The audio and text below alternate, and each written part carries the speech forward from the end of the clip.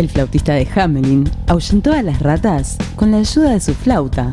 Pero ¿qué tal si les dijéramos que un país pequeño como Uruguay planteó conquistar el mundo utilizando una canción? ¿O que hay algunos ejércitos que utilizan algunas canciones para obtener ventajas sobre sus enemigos? ¿Puede la música afectarnos tanto? ¿Qué utilidad encontraban nuestros antepasados en la música que hizo que nosotros heredáramos una capacidad innata de emocionarnos con ella? Para Juan Roederer, la música es algo propio de los seres humanos y estaría conectado con el placer de interpretar sonidos que nos entrenaría desde una edad muy temprana para desarrollar el lenguaje hablado. Sin embargo, una serie de estudios recientes muestran que los animales son capaces de apreciarla e incluso de tener una reacción típica de los humanos: bailar al ritmo de una música estimulante. Esta característica fue observada en varios animales.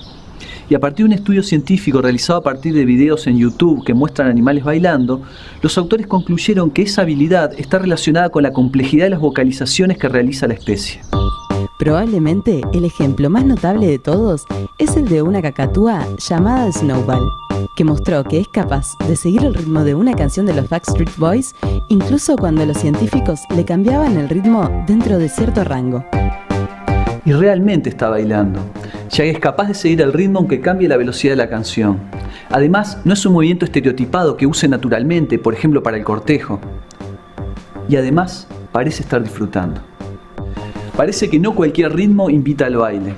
Nuestro cuerpo solo se puede mover a ciertas frecuencias, y si el ritmo fuera demasiado rápido, al igual que le ocurre a Snowball, no podríamos seguirlo. Esto le ocurre también a los bailarines humanos. Para ello consultamos a estudiantes del Instituto Superior de Educación Física que realizaron un estudio sobre las rutinas aeróbicas. Bueno, ustedes hicieron un trabajo en el cual vieron que al ir aumentando la velocidad de una canción, las bailarinas llegaban a un punto que ya no podían seguir el ritmo, ¿no? Y también vieron que eso podía depender del tamaño y de algunas otras cosas. ¿Cómo fue ese trabajo? Entonces se nos ocurrió analizar la patada aeróbica. La gimnasia aeróbica es un deporte que consta de diferentes elementos, y uno de ellos es el gesto que analizamos es una patada a 180 grados. Para estudiar la relación que había entre la frecuencia máxima de ejecución del gesto y la altura y el largo de la pierna, utilizamos un grupo de gimnastas y bueno, lo que hicimos fue armar una pista, un track, una música que tenía varios segmentos donde iban aumentando las batidas por minuto, ¿sí? Que indica la frecuencia de la música. Entonces la gimnasta tenía que ejecutar el gesto, que es la patada, y bueno, a medida que iba aumentando la música llega un punto que algunas gimnastas iban dejando de hacerla en forma correcta o fuera de tiempo, y ahí nosotros anotábamos como que llegaba a su máximo en la ejecución, a la frecuencia máxima de ejecución de ese gesto. ¿Y qué vieron efectivamente de qué cosas dependía eso, la máxima velocidad de la música que la persona puede seguir? Lo que pudimos comprobar fue eso, que la frecuencia máxima de ejecución es inversamente proporcional a la longitud. Eso significa que las gimnastas más altas o de mayor longitud de pierna lograban una frecuencia menor en la ejecución del gesto que las más bajas. Y más allá del experimento, ¿ustedes mismas probaron cuáles son las frecuencias máxima a la que pueden bailar, digamos? Sí, en realidad, antes de llevarlo a la selección de gente que teníamos, lo probamos mismo entre nosotras como para primero organizar las músicas, cuántas eran muy rápidos, el tiempo de espera y todo, y más o menos sí nos encontramos ahí. Encontramos el valor para cada una. Está bien. Tal vez nos puedan mostrar entonces un poco cómo es el experimento. ¿Sí? Bueno, dale.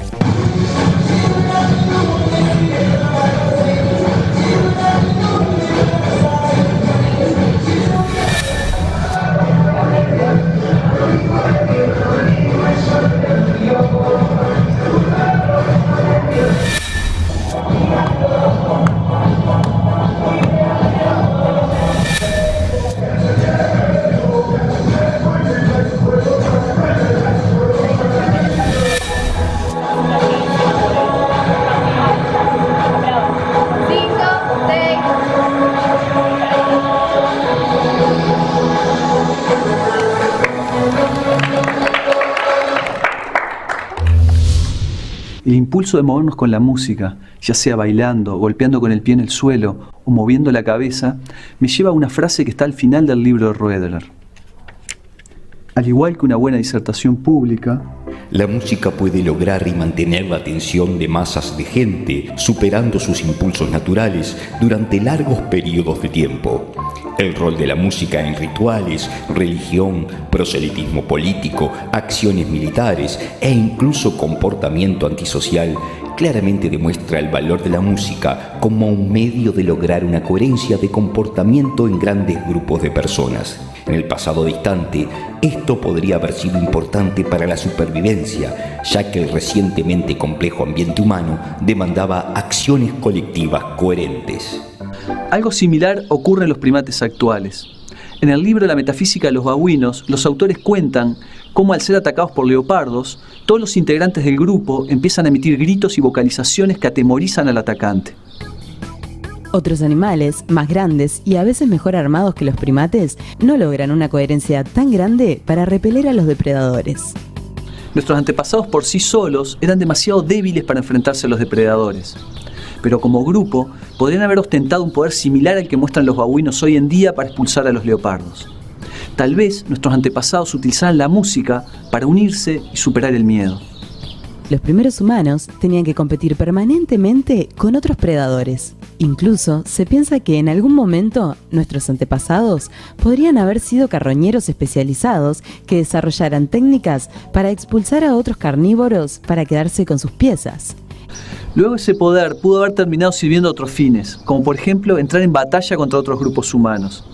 Tal vez de ahí la importancia de las bandas militares, los himnos patrióticos y, por qué no, los cantos de las barras bravas. Y puede ser la base para fenómenos modernos, como por ejemplo un estadio completo saltando al ritmo de música amplificada, o grandes masas comprando un producto por la influencia de un jingle pegadizo. Como ven, el poder del maestro de la música, de hacer bailar al unísono a nuestros héroes dirigiéndolos hacia el peligro, puede ser más real de lo que parece. Y tal vez esté en la raíz misma de la utilidad de la música en nuestra especie. La música es un poderosísimo elemento de manipulación emocional, y el maestro de música lo sabe. Hay un cuento del autor norteamericano Edwin Brooks White, en el cual se cuenta cómo Uruguay utiliza el poder de la música para conquistar al mundo. El cuento titulado La supremacía de Uruguay fue publicado en la revista The New Yorker el 25 de noviembre de 1933. Edwin Brooks White escribió frecuentemente sobre los horrores de la guerra. Y en el cuento, la música es utilizada como un arma para debilitar al enemigo. Pero el resultado no es el esperado. En el cuento, un recepcionista de un hotel de Montevideo llamado Martín Casablanca inventa un arma para dominar al mundo luego de haber sido sacudido por una canción romántica. Si me sacó de mis cabales oír un canturreo suave, ¿qué no lograría hacerme un sonido mucho más alto y amplificado?, dijo Martín. Fue así que construyó una máquina de guerra única en la historia, un avión radiocontrolado que llevaba un fonógrafo eléctrico y una bocina retractable. ¿Y qué música pasaba el fonógrafo? Casablanca contrató al tenor más potente de Uruguay y le hizo grabar la estrofa que lo había sacudido antes. La aumentó 150 veces y manipuló la grabación de tal manera que repitiera la frase eternamente. La teoría era que un escuadrón de aviones no tripulados, esparciendo estos sonidos interminables sobre territorios extranjeros, reduciría inmediatamente a la población a la locura. Luego Uruguay, sin apuro, podría enviar su armada, dominar a los idiotizados y anexionar las tierras. Al gobierno le encantó la idea y se puso manos a la obra. Una noche, Uruguay usó sus aviones. En 48 horas, los pueblos del mundo quedaron perdidamente locos, destrozados por el ruido, sus oídos deshechos y las mentes errantes. Ninguna defensa había sido posible, ya que al minuto en que alguien se ponía al alcance del sonido, perdía su cordura y pasaba a ser militarmente inútil. En el cuento, territorialmente, la conquista uruguaya fue magnífica, pero políticamente fue un fiasco, porque en todas partes la gente quedó loca y no le prestó atención a los invasores. Los uruguayos no encontraron resistencia en ninguna parte y terminaron por cansarse de sus dominados. Y en todos lados, seres locos vivían felizmente como niños con la canción pegadiza sonando eternamente en sus cabezas. ¿Cómo termina el cuento? Muy mal para los uruguayos y para todos, porque cuando los descendientes de algunos idiotizados crecieron y recuperaron los sentidos, hubo un retorno generalizado de la cordura en el mundo. Las fuerzas aéreas y terrestres restablecieron su poder bélico y se dio inicio a la vengativa lucha que con el tiempo involucró a todas las razas de la Tierra, arrasó a Uruguay y destruyó la humanidad sin dejar rastros. Por insólito que parezca el cuento, hoy en día la música se utiliza por parte de ejércitos como el de Estados Unidos para quebrar la moral del enemigo en situaciones de asedio o interrogatorio.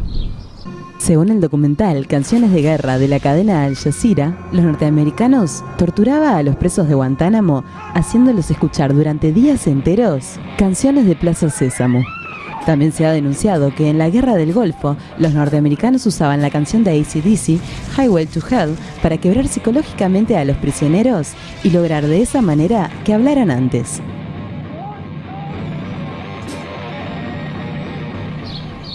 Utilizar la música, algo tan bello y capaz de emocionarnos, para algo tan ruin, es algo que debería avergonzarnos como especie.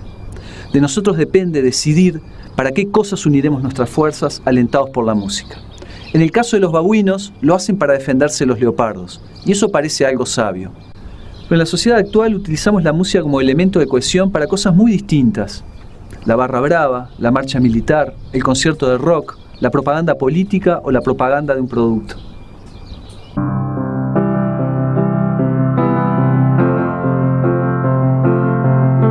¿Podemos imaginar mejores usos de la música como elemento de cohesión?